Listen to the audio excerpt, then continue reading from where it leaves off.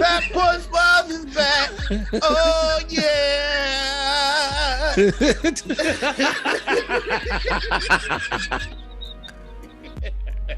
I'm sorry. Hold on.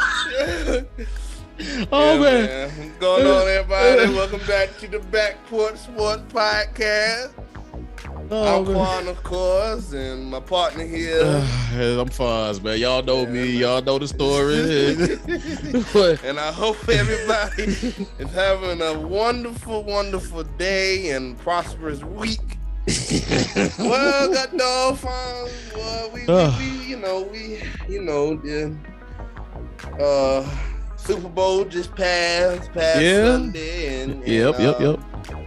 It was a good game. I can say the Bengals fought hard, but not hard enough. And, their arms were too short. The box with the Lord. They lost, and this was the best Super Bowl I have seen in the last few years. Right. It wasn't one-sided. It was the full and complete effort from both teams. Now I can say, it was some things in there that I didn't like, especially with some of the pass interference calls. Oh yeah, I'm gonna get into that shortly. That wasn't called, and offsides that they didn't see. And I don't understand how as a referee you don't see certain things. You right out there yonder on the field, you right out there with them. And you still don't want to throw that yellow old flag out. That flag just be so tight right there in that belt loop right yonder, and they can't even throw it out sometimes. And I don't understand. They need to just have it in their hands so it won't be so hard. But they want to. It's like they struggle to pull it out, man. But the piggyback off what you just said was what my partner and my boy here just eloquently put together. The Super Bowl, it was good. I'm not going to say it was the best, but it was good.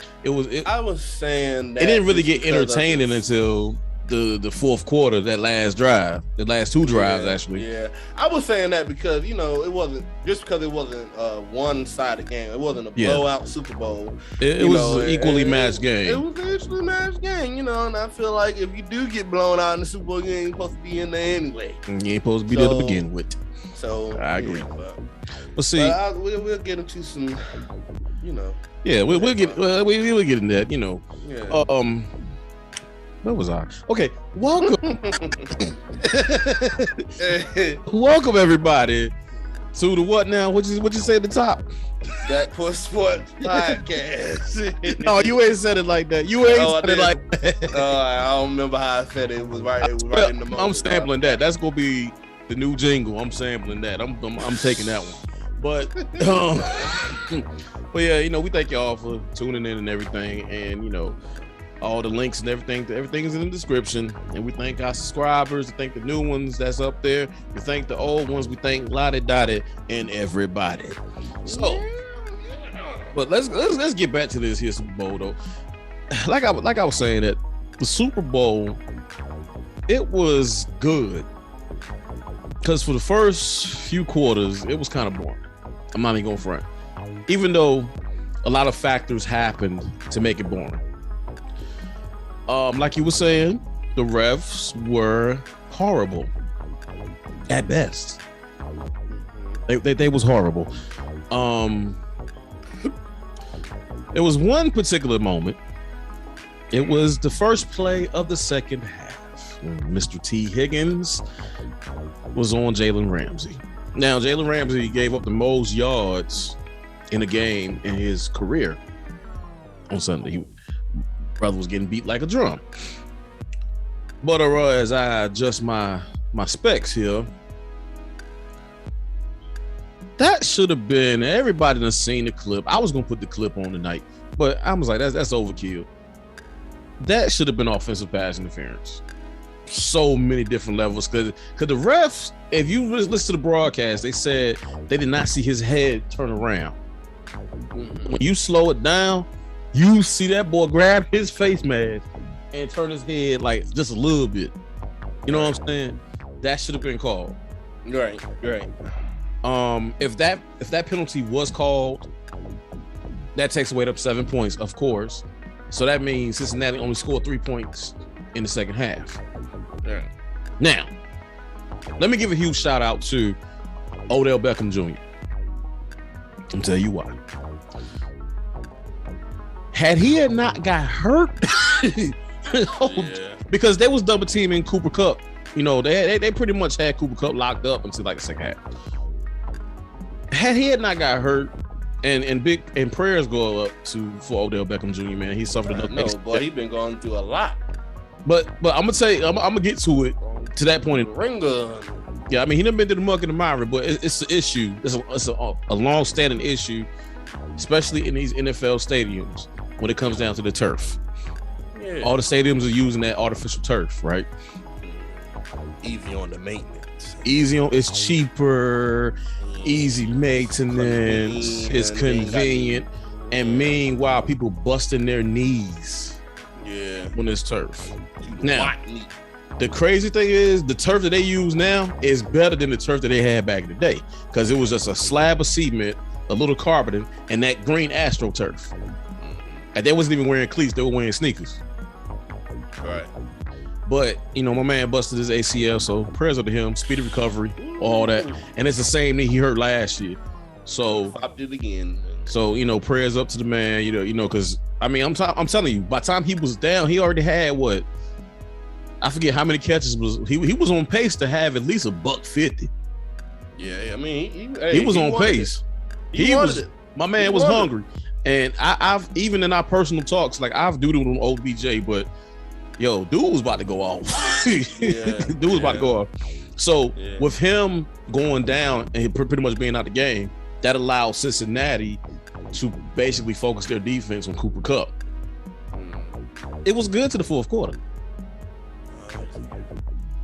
So Sean McVay, all right, so he's one of those type of coaches that he's going to stick to his game plan no matter what. Come hell or high water, he going to stick to that game plan. The problem is, you're supposed to do that until adversity happens.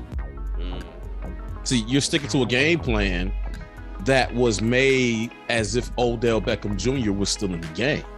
Right. But, you know, I give credit to Sean McVay. He changed it up. He was like, you know what, Cooper Kupp a bust. Let's go. Stafford, take us home. No, that's right. And he did. And I called it like on the last episode. I called it. I said the Rams was going to win the Super Bowl as well as Matt Stafford get his first ring. So, like I said, congratulations to the Rams. Y'all played a good game. Y'all hung in there. That's what I like about it. They hung in there. They didn't let it get it far away. And big shout out to the Rams defense. I told you. I told you that if that defense get to going, it's going to be hard to stop.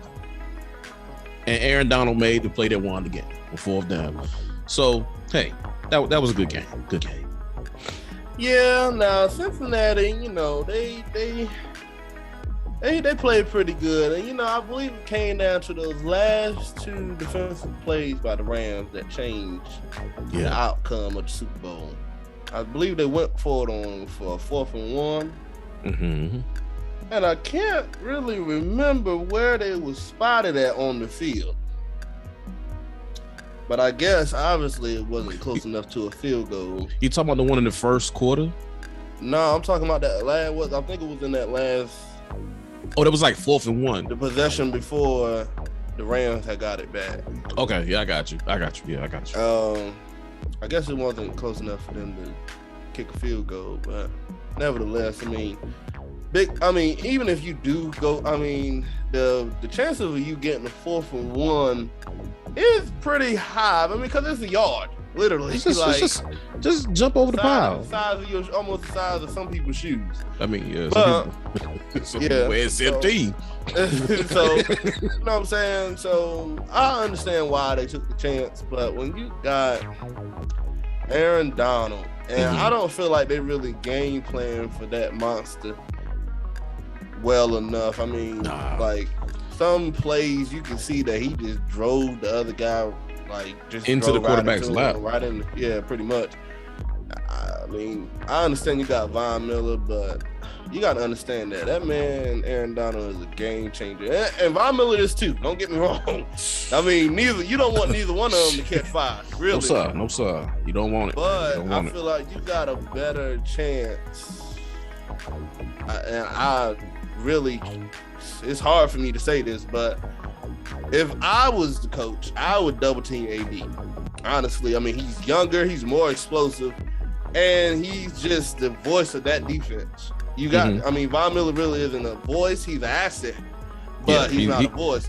Von Miller was like the missing piece. If that makes sense. So you know what I'm saying. I mean, hey, if you beat me with Von Miller, hey, but you're not gonna try to beat me with Aaron Donald. I mean, that man. Here's the problem with that logic, though. The Bengals had the worst offensive line in the entire playoffs. In this playoffs, he got sacked 9 times against Tennessee. I was talking to my cousin Tommy, which let me pause. Lost his mom last week and everything. So prayers to you and your family, bro. You know, we here. But y'all sack him 9 times and still lost. Yeah. And he got sacked another 7 times in the Super Bowl.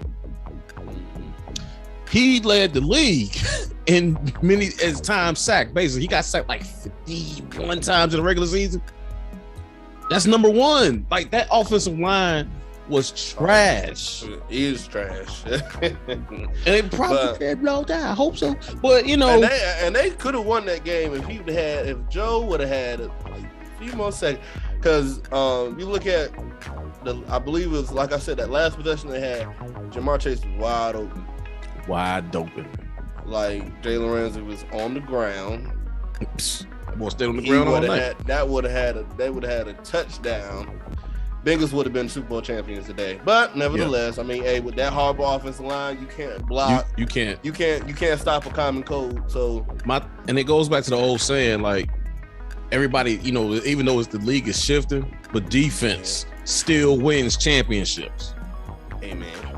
Second year in a row, the defense then came out and showed off. Yeah. So, hey. So, I mean, but hey, congratulations to the Rams. They the new Super Bowl champs and everything. And Matt Stafford got his first.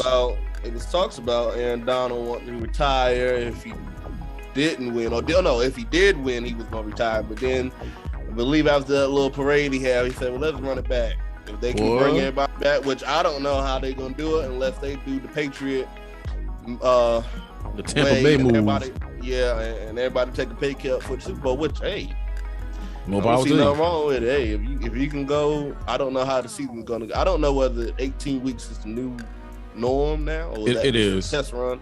It or is whatever. But hey, if you can do it that many weeks and go to the Super Bowl and hey, continue to do what you're gonna do. You know, we both knew that the Rams was a Super Bowl talented team. Big shout out to Matthew Stafford. He had a heck of a year, and I think this is his new home for now. Don't forget that he's about 34 years old now. So he get a year older, you know. Yeah, so he right at the right place at the right time for now. And you know, just big shout outs to the Rams, man. I mean, they did their thing, man. They played it out. They went through some tough barrels and challenges to get there. So they're the new Super Bowl champs. So I really feel like the Rams had a harder test than the Bengals. I agree. But let's first start off with the Cincinnati Bengals division. You know, Ravens, AFC North was down. Yeah, AFC North was completely down. Browns was overrated throughout the whole offseason, and throughout the season, they really showed who they really were. And with Ravens was with the injuries, and Big Ben with his new team and all that stuff going on with Pittsburgh and Baltimore, which is Pittsburgh and Baltimore is like big brother, little brother. The thing about type that thing of the AFC North. The thing about the AFC North, all of that was an anomaly because we routinely, like just about almost every year, give or take a few, 2 teams will come out the North. Yeah, either Pittsburgh and Baltimore. So now, I don't know about the second team. Sometimes it was Cincinnati, but that one of them teams was either Pittsburgh or Baltimore, if not both. You're right. So, like you were saying, the North was down. Okay, North was down, and switch to the playoffs. Who the first team they get? They get a home playoff game against the Raiders. Right. And it was some whammy shammy in that game too. The only team that I can say they legitimately beat in the playoffs is Kansas. I agree. They legitimately went toe-tat and they pulled it out, even though it went to overtime. And Chiefs is not going to give you anything for free.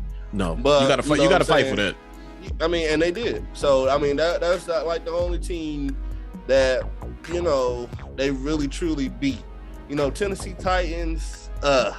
If it wasn't for the strong start that they had for the first 7 to 8 weeks of football, they would have not been in the playoffs at all. And they definitely showed that how the way they play. And I'd give them a little coverage because Derrick Henry was coming back from an injury and yeah. But like I said, if it wasn't for that strong start, I think it was like 8-0, 9-0, something like that, man. They was good because they kept hanging around between the number 2 and the number 1 seed. It's like because Kansas City started losing early. See, that's the only reason why the playoffs ended the way they did was because Kansas City was limping from the jump. Yeah. Kansas City was limping from the jump. And oh boy, did they spark late? Did they? That's why I said. That's why I said about a few months ago. Like I was glad we caught them in the first part of the season because I didn't want to see them November, December. Yeah. Well, I give big props to the Cincinnati Bengals. Though. They made it. They finally did it. They're a very young team, and that says a lot to make it to the Super Bowl with a young team like that. Jamar Chase is still a rookie. Joe Burrow in his second year, going in his third year. Mm-hmm. It was a first start for them. Yep. And to make it even that far, to even win playoff games with a horrible offensive line and so forth and so on, they did a pretty good job. So it's going to be interesting to see how next year is going to play out. Yeah, right. And then two, what I want to see is that if Cincinnati's going to fix that offensive line or at least make steps to fix it, because they came out the AFC. I'm not going to say they're the best team in the AFC, but they came out the AFC with that horrible line. Pretty good job. They did a pretty darn good job. I got to give it to them. But you got to look them to even lose, and still for them to still only lose by 3 points to such a significant defense like that. It's still pretty. Honestly, they shouldn't even score that many points. It's like their defense did their job outside of Eli Apple. He got it. He got it bad. Eli Apple and Odell played against one. They was teammates with New York way back when, many moons ago. But they was teammates before because, matter of fact, Eli Apple got drafted. Yeah, both of them got drafted by the Giants. Mm-hmm. So, man. So I'm pretty sure Eli Apple wasn't, he wasn't a factor. I'm gonna say it nice. He wasn't a factor. He just wasn't. But hey, and see, that came from him. And don't talk about Eli Apple. He running his mouth basically. He's like the ultimate internet troll. You can't be running your mouth and then go out there and get beat. Remind me of somebody Richard Sherman used to do the same thing. You see, Richard Sherman ain't saying too much. Don't do Rich like that. Hey, man, Richard Sherman used to talk junk, man, on national television. But see, the thing is, back in those days, he backed it up though. Him and Josh Norman. Oh man, they talk to you to death. Woo, they talk. Whoa, they got a lot of bark. They bite it small though. They bite real small, but they got a big bark. Now Josh Norman did get the best of Odell that first go round. Yeah, he did. And so So what Washington did was like, okay, we're going to sign Josh Norman because we got to see Odell twice a year to see how that go. Like I said, that first time, you know, he got the best of him, but Odell started cooking him. So hey, but get back to Eli Apple. Richard Sherman been quiet ever since he played the Chiefs and that Tyreek Hill mess. What? That one lighting them up. that one ain't right. That man got kids, man. That's when we found out. That's when we truly found out that Richard Sherman wasn't a man-to-man corner. That he was his own corner. But see, here's the thing, and that's crazy because I've been knew he was his own corner. But you got to think about the defense that he was on. Oh, it was Seattle. Yeah, that was an excellent man-to-man defense. I mean, yeah, you got Cam Chancellor and Earl Thomas back there. I mean, so you can't go on with. I mean, hey, there's little room for error. There's little room for error on that defense. Well, that defense of the Legion of Boom we're talking about. But I mean, this is about the fourth Super Bowl since 2013 that the defense pretty much pulled it out. Maybe the fifth. I got to go back and research because I know you got the Legion of Boom. They shut down that year's most potent offense, and that was the what's my boy name? Peyton Manning led Broncos. I mean, scoring hundreds of points against everybody, but then only scored 8 in the Super Bowl. And then you got the Broncos who came out with their no-fly zone, and then you got the Tampa Bay who pretty much made Patrick Mahomes like a shell of himself, and then of course you got the Rams who did an excellent job on defense, especially in that fourth quarter. But yeah, that was. I mean, it was a great season. It was a great halftime show too, man. Great shout out. Yeah, boy, I was in here geeking. Boy. That was a good Super Bowl too. So man, that halftime show really took my mind back to some days that I wasn't always good. Yeah. Well, overall, this season has been pretty good. It's been a solid season. It showed that the underdogs can make noise too, and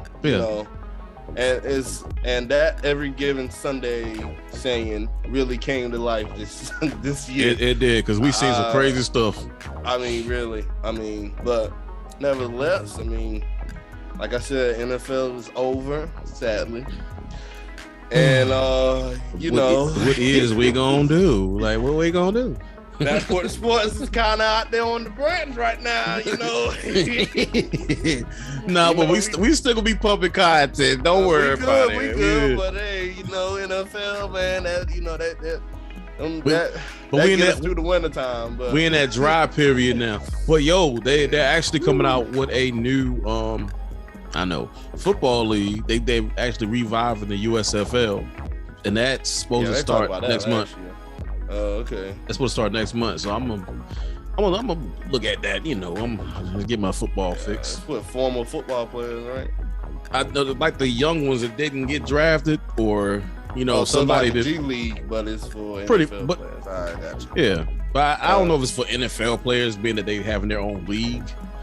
But if we know history, we know that the NFL, they don't take too kindly to other leagues because they want to beat the football monopoly, because college football is considered the D league. Right. Now they're getting paid for it, which big ups to the college players. Hey, that's it. Hey man, that's pretty good. You coming out of high school, especially if you a highly touted recruit, you coming out of high school making 4 or 5 figures, 6 figures. You know what I'm saying? So will your brand. But the USFL, that's coming out next month, I believe. So I'll be on the lookout for that. Don't shut it down. But of course, it goes back all the way to the 60s. You had the NFL and the AFL. Only thing about the AFL was it had rose in popularity because of the way the game was played. The NFL back then was like, okay, 3 clouds, give me just a little patch of room and I get you there. It was a running league, basically. AFL was like, nah, we're going to sling the rock. Right. And then, they merged in 1970. And so then the USFL came out and that folded because folks wasn't responsible with their money. Right. Then you had the XFL and the AAF and all that good stuff, and they folded. Well, I know the XFL folded because of the pandemic. The pandemic shut that down, which was crazy. I mean, that was actually entertaining football. I actually had the XFL twice because back in 2001, Vince McMahon and them came up with the XFL, but they made it so much like wrestling where it was not feasible. Then they ran out of money. So money is the big thing. You going up against $1 billion corporation that has a recognizable brand like the NFL. So it's going to be kind of hard to compete. That's why I hope the USFL kind of like carves its own path. If that makes sense. Right. You know, make football digestible for people that's casual watchers and stuff like that. But let's move on real quick. You know, February, shortest month of the year, is Black History Month. And we here at Bad Boy Sports Podcast, you know, we're celebrating. So, and we're going to keep it on the NFL theme. So, the first African-American to ever play football he went by the name of Fritz Pollard. I just looked at that. He became the first black man to play in the NFL during his formative years, you know, the early years. And then you have Kenny Washington and Woody Strode. They was for the Rams. They were some of the trailblazers, you know, for our culture as far as the NFL. And then for the Cleveland Browns, you had Bill Willis and Marion Motley. Those names are familiar because some of those guys are in the Hall of Fame. You know, so they were trailblazers because, you know, the NFL, you know, is predominantly us. As far as now, you know, of course they're trying to keep the quarterback, but like wide receiver, running back, linebackers, skill positions, you know, it's predominantly us. So, I mean, big ups, man. That's all I can say. Big ups to the culture. Right. Big ups to the culture, man. But you know what? I think that is a good time to skedaddle. Well, let's skedaddle. So nothing else? But I gotta thank everybody. Hold on. I was gonna feed in with you. You try to skedaddle. I gotta tell everybody thank you. But again, thank y'all for joining us, and thank y'all for being a part of this ride. So, and you know, make sure y'all go and get on Facebook. You know, we up there, the Back Porch Sports Podcast after party. Whoop whoop. You know, that's where we hang out at. That's where we put our crazy stuff at. That's what we go and chop it up. And also, please subscribe to the channel. Mm-hmm. All links. Yep. To the website. Yeah. To the podcast. Everything is gonna be in the description. Everything is gonna be in the description. So y'all jump on board, man. And we appreciate y'all. We really do from the bottom of my heart. So with that being said, this has been the Back Porch Sports. This has been the Back Porch Sports Podcast with your boy Quan and Fonz. We out of here. Get out the way. Something wrong with you, man.